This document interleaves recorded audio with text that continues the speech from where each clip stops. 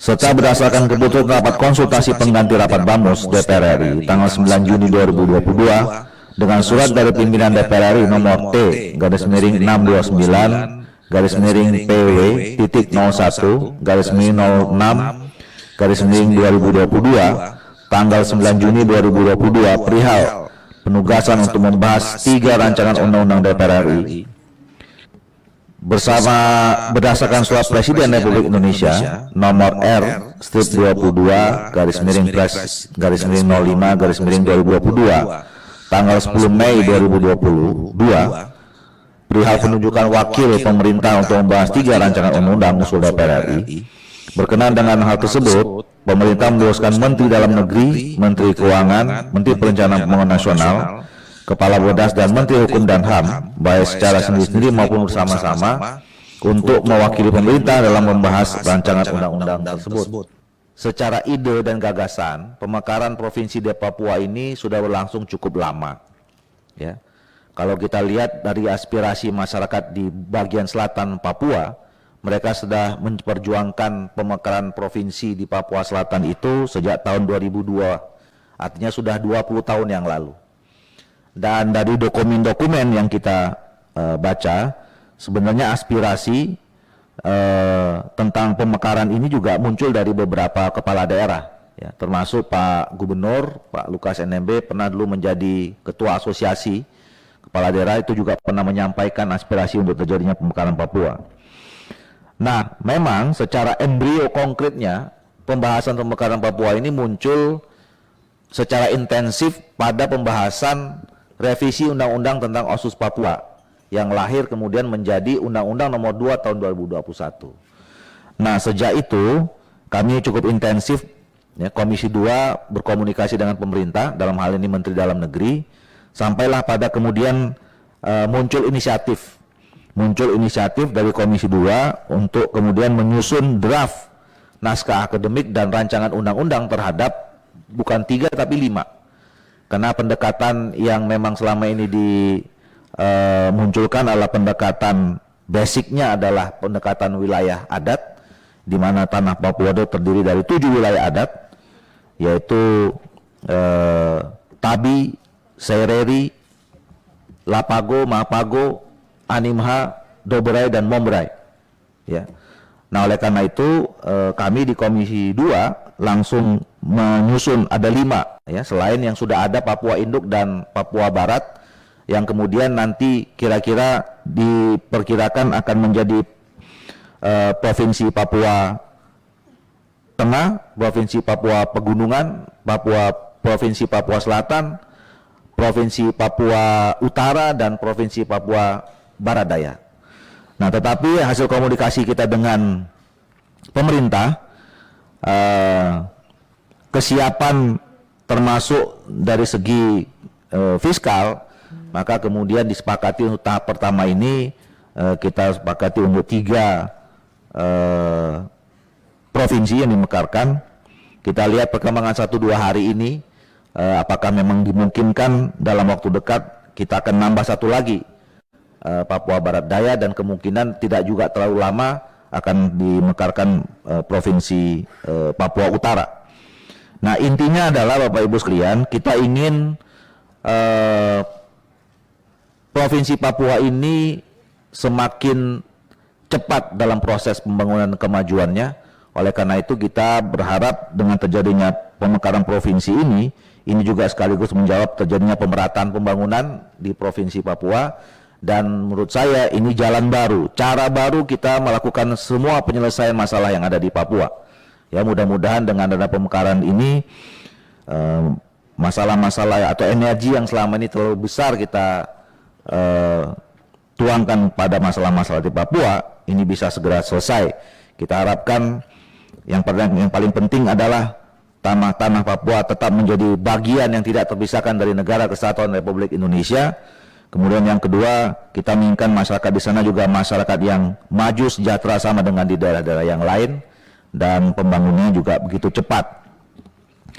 Nah, oleh karena itulah saya kira itu menjadi komitmen kita semua, sehingga kita sampai pada hari-hari ini adalah proses-proses akhir di mana kita mengambil keputusan terbentuknya untuk saat ini 3 provinsi, yaitu Provinsi Papua Selatan, Provinsi Papua Tengah, dan Provinsi Papua Pegunungan. Kami juga sudah menerima berbagai aspirasi, baik yang hadir ke ruangan ini, dari semua yang mewakili wilayah tokoh adat, tokoh agama, tokoh macam-macam yang ada di masyarakat Papua datang juga kami terima. Termasuk kemarin kami datang ke Papua. Ya, kami hadir di 2 tempat, di Merauke dan di Jayapura. Kesimpulan yang kami dapat adalah bahwa kami mengundang semua kelompok yang sangat representatif. Ya, kami meminta supaya orang-orang atau masyarakat yang hadir di sana cukup representatif. Seluruh pemerintah daerah, baik provinsi, kabupaten kota, di 29 kabupaten kota, semua panitia pemekaran daerah otonomi baru, semua perwakilan masyarakat adat, tokoh agama, tokoh pemuda, kemudian Pangdam, Kapolda, Kabinda, Kajati, semuanya kita undang, dan mereka menyampaikan. Kesimpulan kami adalah sebetulnya mereka atau masyarakat Papua menerima dengan tangan terbuka adanya proses pemekaran ini dengan beberapa catatan. Yang pertama adalah bahwa memang harus ada tercermin dalam undang-undang ini keberpihakan kita atau afirmasi terhadap eksistensi orang asli Papua. Ya.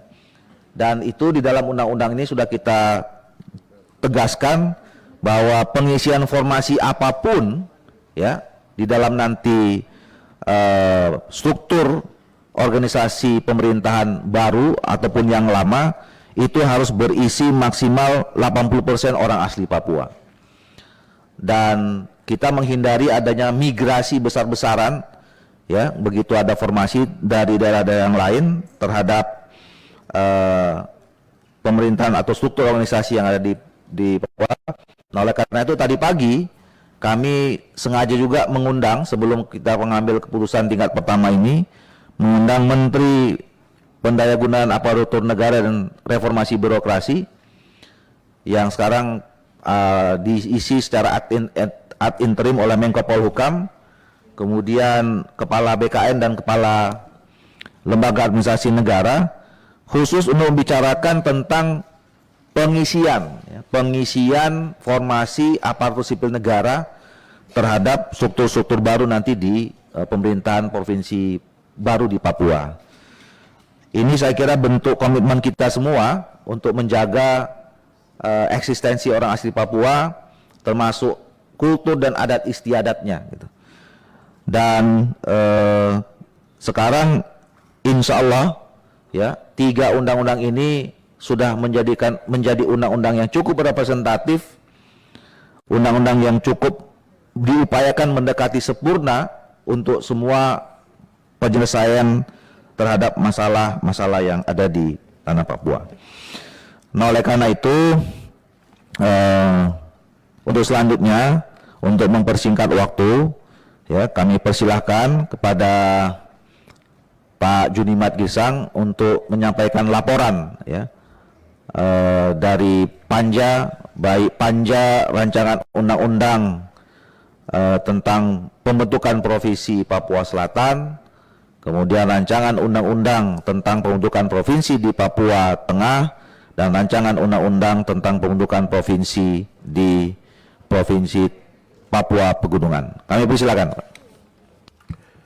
Terima kasih Ketua. Assalamualaikum warahmatullahi wabarakatuh. Salam sejahtera bagi kita semua. Laporan Panitia Kerja atau Panja Rancangan Undang-Undang tentang Pembentukan Provinsi Papua Selatan, Rancangan Undang-Undang tentang Pembentukan Provinsi Papua Tengah, dan Rancangan Undang-Undang tentang Pembentukan Provinsi Papua Pegunungan. Berdasarkan amanat Undang-Undang Nomor 2 Tahun 2021 tentang Undang-Undang Nomor 2 Tahun 2021 tentang perubahan kedua atas Undang-Undang 21 Tahun 2021 tentang otonomi khusus bagi Provinsi Papua, khususnya pada pasal 76 ayat 2 yang menyatakan pemerintah dan Dewan Perwakilan Rakyat dapat melakukan pemekaran daerah provinsi dan kabupaten atau kota menjadi daerah otonom untuk mempercepat pemerataan pembangunan, peningkatan pelayanan publik, dan kesejahteraan masyarakat serta mengangkat harkat dan martabat orang asli Papua dengan memperhatikan aspek politik, administratif, hukum, kesatuan, sosial budaya, kesiapan sumber daya manusia, infrastruktur dasar, kemampuan ekonomi, perkembangan pada masa yang akan datang dan atau aspirasi masyarakat Papua. Kebijakan otonomi khusus bagi Provinsi Papua tersebut merupakan kebijakan yang diharapkan tidak hanya dapat mengatasi permasalahan, konflik, melainkan juga dapat mempercepat pembangunan di Provinsi Papua dan Papua Barat. Selamat datang Ibu Menteri Keuangan. Kita tadi sudah mulai. Silakan Bu. Setidaknya ada 4 tujuan otonomi khusus bagi Provinsi Papua atau OS Papua, yaitu 1. Meningkatkan taraf hidup masyarakat. 2. Mewujudkan keadilan, penegakan hak asasi manusia atau HAM, supremasi hukum, dan demokrasi. 3. Pengakuan dan penghormatan hak-hak dasar orang asli Papua, serta penerapan tata kelola pemerintahan yang baik. Pada tanggal 21 Juni 2022, Komisi 2 DPR RI melaksanakan rapat kerja pembicaraan tingkat 1 yang kami laksanakan secara fisik dan virtual dengan pemerintah dan Komite 1 DPD RI dengan agenda yaitu penjelasan atau keterangan DPR RI, pandangan pemerintah, pandangan Komite 1 DPD RI, penyerahan daftar inventarisasi masalah atau DIM, serta pembentukan panja. Pada tanggal 22 Juni 2022 dilakukan rapat panja guna membahas DIM terkait pasal-pasal yang bersifat substantif. Sekaligus pada malam harinya panja Komisi 2 DPR RI melakukan rapat dengar pendapat umum dengan Gubernur Papua, DPR Papua, dan MRP dalam rangka menerima aspirasi terkait 3 rancangan undang-undang usul DPR RI tersebut. Pada tanggal 23 Juni 2022 dilakukan rapat panja untuk melanjutkan pembahasan DIM terkait pasal-pasal yang bersifat substantif serta dilanjutkan dengan rapat tim perumus dan tim sinkronisasi dalam rangka merumuskan dan mensinkronkan serta menyempurnakan pasal-pasal yang terdapat dalam rancangan undang-undang tersebut sesuai yang ditugaskan oleh panitia kerja. Pada tanggal 24 sampai 26 Juni 2022, Panja melaksanakan kunjungan kerja ke Kabupaten Merauke dan Kabupaten Jayapura untuk mendapatkan masukan terhadap pembahasan 3 rancangan undang-undang tersebut. Tanggal 27 Juni 2022 dilakukan rapat Panja dengan agenda laporan hasil pembahasan di tingkat Timus dan Timsin, dan selanjutnya disepakati oleh Panja menjadi draft akhir untuk dilaporkan kepada rapat kerja tingkat 1. Pada tanggal 28 Juni 2022 dilakukan rapat kerja dan rapat dengar pendapat dengan Menteri Dalam Negeri, Menteri Pemberdayaan Aparatur Negara dan Reformasi Birokrasi, Badan Kepegawaian Negara, dan Lembaga Administrasi Negara dalam rangka mendapatkan masukan terhadap 3 rancangan undang-undang provinsi di Provinsi Papua, khususnya terkait pengisian formasi aparatur sipil negara atau ASN di 3 calon provinsi hasil pemekaran di Papua sebagai bahan pertimbangan untuk dimasukkan menjadi materi muatan dalam pasal untuk rancangan undang-undang. Berdasarkan hasil pembahasan dan kesepakatan panja, maka telah disepakati dan diputuskan beberapa hal sebagai berikut. A. Ruang lingkup, sistematika dan materi muatan yang diatur dalam undang-undang ketiga rancangan undang tentang pembentukan provinsi di Papua sebagai berikut. Bab 1 tentang ketentuan umum, Bab 2 tentang pembentukan cakupan wilayah, batas daerah, dan ibu kota. Bab 3 tentang urusan daerah provinsi. Bab 4 tentang pemerintah daerah. Bab 5 tentang MRP Provinsi Papua Selatan, Papua Tengah, dan Papua Pegunungan. Bab 6 tentang aparatur sipil negara, aset, dan dokumen. Bab 7 tentang alokasi transfer ke daerah dan hibah. Bab 8 tentang pembinaan pengawasan dan evaluasi. Bab 9 tentang ketentuan peralihan, dan bab 10 tentang ketentuan penutup. Serta penjelasan atas rancangan undang-undang Republik Indonesia nomor 00 tahun 00 tentang pembentukan Provinsi Papua Selatan, Provinsi Papua Tengah, Provinsi Papua Pegunungan. Rapat panja pembahasan 3 rancangan undang-undang tentang pembentukan provinsi di Papua pada tanggal 22 Juni 2022 sepakat membahas dan memutuskan 151 Daftar Inventarisasi Masalah atau DIM 3 rancangan undang-undang tentang pembentukan daerah provinsi di Papua, yaitu sebagai berikut. 1. Panja menyetujui DIM tetap sebanyak 40 DIM. 2. Panja menyetujui sebanyak 16 DIM perubahan redaksional untuk dibahas pada tim perumus dan tim sinkronisasi. 3. Panja menyetujui sebanyak 29 DIM dilakukan perubahan substansi. 4. Panja menyetujui sebanyak 30 DIM dihapus. 5. Panja menyetujui usulan baru sebanyak 37 DIM. Pada tanggal 22 Juni 2022, Panja memutuskan nama calon Provinsi Papua Pegunungan Tengah berubah menjadi Provinsi Papua Pegunungan. Pada tanggal 27 Juni 2022, Panja memutuskan cakupan wilayah di dalam 3 rancangan undang-undang pembentukan daerah provinsi di Papua, yaitu sebagai berikut. 1. Provinsi Papua Selatan dengan Kabupaten Merauke, Kabupaten Bopendigul, Kabupaten Mapi, dan Kabupaten Asmat. 2. Provinsi Papua Tengah dengan Kabupaten Nabire, Kabupaten Puncak Jaya, Kabupaten Paniai, Kabupaten Mimika, Kabupaten Puncak, Kabupaten Dogiai, Kabupaten Intan Jaya, dan Kabupaten Deyai. 3. Provinsi Pegunungan dengan Kabupaten Jayawijaya, Kabupaten Pegunungan Bintang, Kabupaten Yahukimo, Kabupaten Tolikara, Kabupaten Mamberamo Tengah, Kabupaten Yalimo, Kabupaten Lanijaya, dan Kabupaten Nduga.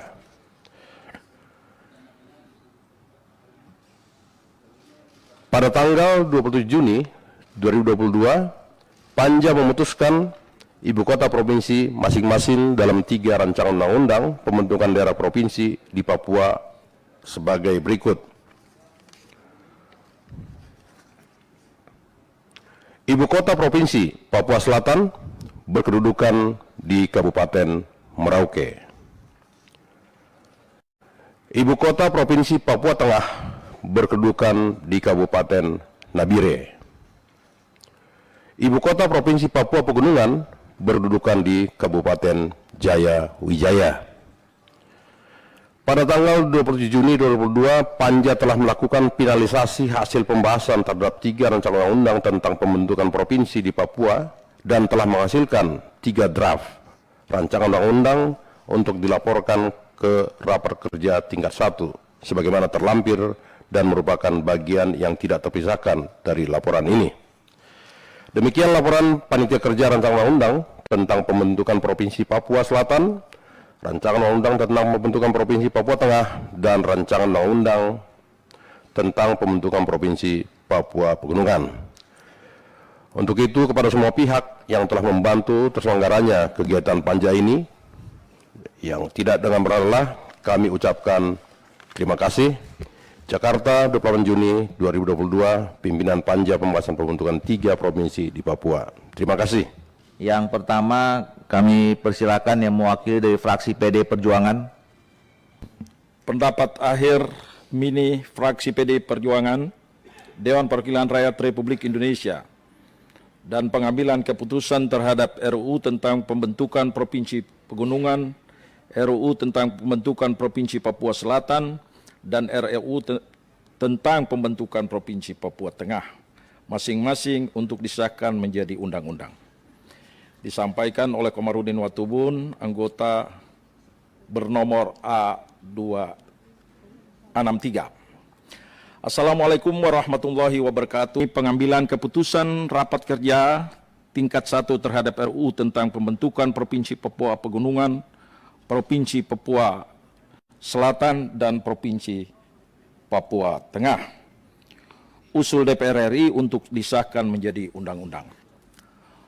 Pemekaran daerah selain sebagaimana dimaksud di atas menjadi bagian dari strategi mempercepat pemerataan pembangunan nasional melalui pembentukan provinsi baru juga penting untuk memicu pemerataan pembangunan di lingkup wilayah provinsi yang baru hasil pemekaran. Dalam hal ini terkait posisi ibu kota harus betul-betul bisa melecut semakin tumbuh kembangnya semarak pembangunan pada daerah yang menjadi cakupan wilayah dalam suatu provinsi, sehingga memberi dampak signifikan percepatan pemertaan pembangunan, khususnya bagi daerah. Contoh, di ibu kota Jayawijaya yang dulunya memekarkan beberapa kabupaten, sekarang menjadi ibu kota, Wamena menjadi ibu kota untuk Papua Tengah. Begitu pula Nabire yang dulu memekarkan menjadi beberapa kabupaten, sekarang menjadi calon ibu kota Papua Tengah, dan Merauke yang tadinya menjadi induk ibu kota pemekaran menjadi ibu kota Provinsi Papua Selatan. Harapan berikut kita semua agar proses ini bisa selanjutnya dapat disahkan menjadi undang-undang. Berdasarkan uraian pandangan dan tanggapan di atas, fraksi PDI Perjuangan DPR RI akhirnya berkewajiban melakukan ikhtiar institusional dengan menyatakan pendapat menyetujui agar RUU tentang pembentukan Provinsi Papua Pegunungan, RUU tentang pembentukan Provinsi Papua Selatan, dan RUU tentang pembentukan Provinsi Papua Tengah usul DPR RI untuk dilanjutkan pembahasannya pada pembicaraan tingkat 2 dalam rapat paripurna Dewan Perwakilan Rakyat Republik Indonesia untuk disahkan menjadi undang-undang.